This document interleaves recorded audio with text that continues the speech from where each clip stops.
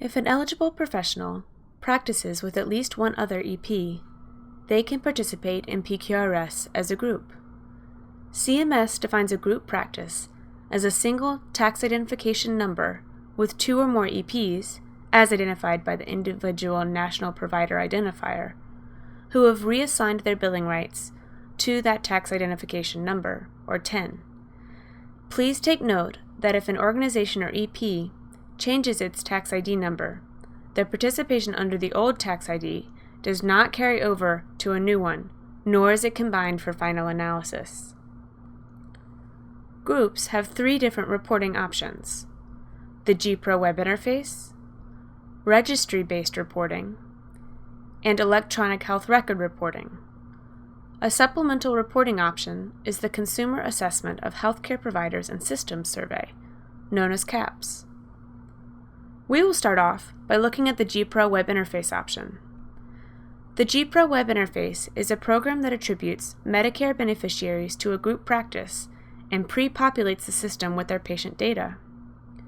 Group practices of 25 or more EPs can use the GPRO web interface for their PQRS reporting. Group practices may register to use the GPRO web interface through the CMS portal shown here. Once a group practice has registered, or self-nominated, to participate in the PQRS GPRO web interface, it is the only PQRS submission method available to the group and all individual EPs who bill Medicare under the group's tax ID number.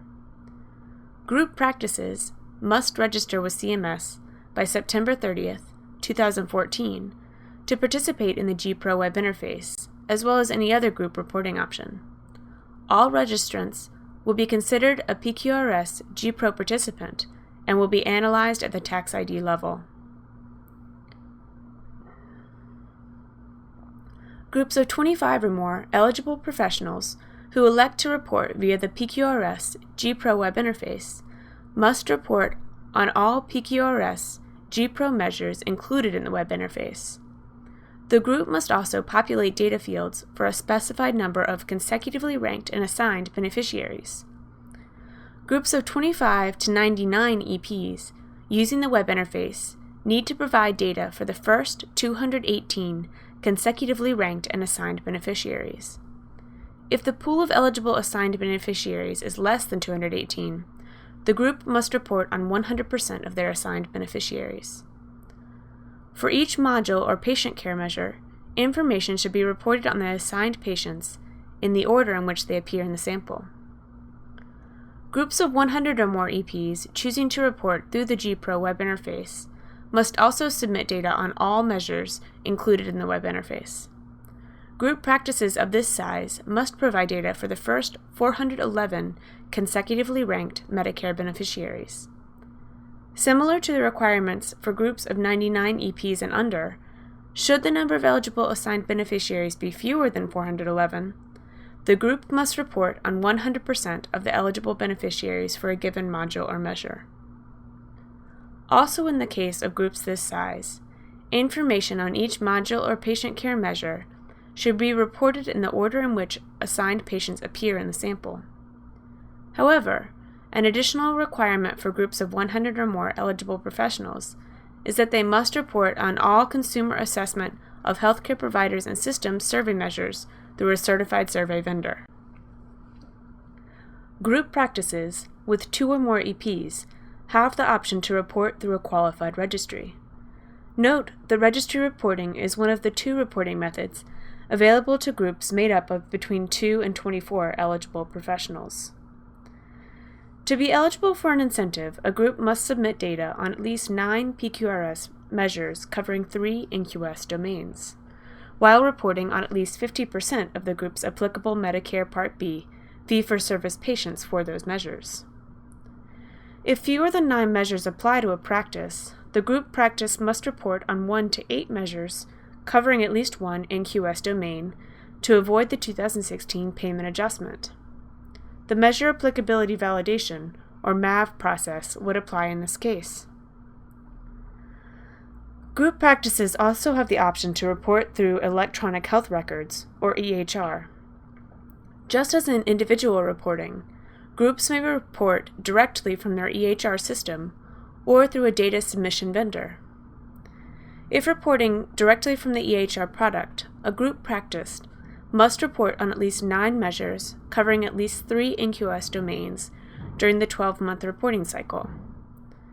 If a practice's certified EHR technology doesn't contain patient data for at least 9 measures covering at least 3 NQS domains, then the practice must report on all measures for which there is a Medicare patient. A group practice must report on at least 1 measure for which there is Medicare patient data. Those groups reporting through an EHR data submission vendor must also report on at least 9 measures covering 3 or more NQS domains during the 12-month reporting cycle. Again, if a practice's certified EHR technology doesn't contain patient data for at least 9 measures covering at least 3 NQS domains, then the practice must report on all measures for which there is a Medicare patient. A group practice must report on at least 1 measure for which there is Medicare patient data. While it is required for group practices of more than 100 eligible professionals, group practices of 25 or more EPs also have the option to report on CG-CAPS survey measures. The Consumer Assessment of Healthcare Providers and Systems, or CAPS program, is a multi-year initiative of the Agency for Healthcare Research and Quality to support and promote the assessment of consumers' experiences with healthcare. Reporting on clinical and groups CAPS, or CG-CAPS, survey measures are allowed under PQRS and counts toward the PQRS reporting requirement of at least 9 quality measures and 1 NQS domain. Groups choosing to report on the CG-CAPS survey must also report on 6 other PQRS measures covering 2 National Quality Strategy domains. Groups of 25 or more EPs can report on survey measures. However, the data collected on these CAPS survey measures must be transmitted through a separate certified survey vendor instead of through the previously established PQRS group practice reporting mechanism. At this time, no other survey measures are available for reporting under PQRS. If you are considering reporting through CG-CAPS, do note that this method focuses on assigning beneficiaries to a group based on whether the group provided the plurality of primary care services. Because beneficiaries are assigned to a group based on the provision of primary care services, this survey is not an appropriate option for groups of physicians that do not provide primary care. Here is a quick review of the different group reporting options and what size groups are eligible for each. Groups of 2 to 25 EPs may report through a registry and electronic health records, but not through the GPRO web interface or CG-CAPS. Groups of 25 to 99 EPs may report via the GPRO web interface, electronic health records, or a registry. Reporting of CG-CAPS is optional. Groups of 100 or more EPs may report via the GPRO web interface, electronic health records, or registry reporting. Reporting of CG-CAPS survey measures is mandatory.